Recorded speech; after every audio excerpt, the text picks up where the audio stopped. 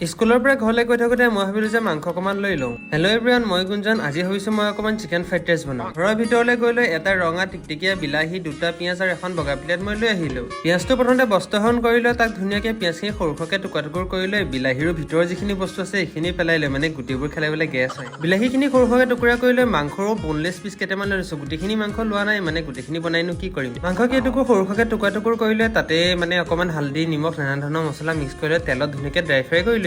মাংসখিনি dry fry হোৱাৰ লগে লগে যিখিনি তেল বাচি গৈছিলে সেই তেলখিনিতে আকৌ বিলাহী মানে পিঁয়াজ যত যি কাটি আছিলে সেইখিনি মিক্সাৰ কৰি লৈ তাতে প্ৰয়োজন অনুসৰি মাহ মছলা, নিমখ, হালধি আৰু নানা ধৰণৰ মা মছলাবোৰ অকণ পৰিমাণে দি দিছোঁ। বিলাহীখিনি অকণমান ভজা নিচিনা হোৱাৰ লগে লগে তাতে এতিয়া মাংসৰ টুকুৰাখিনি দি থৈছোঁ। যিখিনি ভাজিছিলোঁ তাতে এতিয়া ভাত মানে আৰু ব্ৰইল কৰা চাউলখিনি তাত দি লৈ ধুনীয়াকৈ মিক্সাৰ কৰি লৈ মিক্স কৰি দিলে এতিয়া আমাৰ প্ৰায় ৰেচিপিটো ৰেডি হৈ গৈছে। একচুৱেলি মাংস আনিছিলোঁ তৰকাৰী বনাম বুলি, কিন্তু তৰকাৰী বনাবলৈ টাইম লাগিব যে সেইকাৰণে অকণমান ফ্ৰাইড ৰাইচে বনাই দিছোঁ আৰু চিকেন ফ্ৰাইড ৰাইচ। পিছে বেয়া নালাগিলে কিন্তু দেই খাই লৈ। আপোনালোকে এবাৰ ট্ৰাই কৰিব পাৰে। আজিলৈ বাই বাই দেই।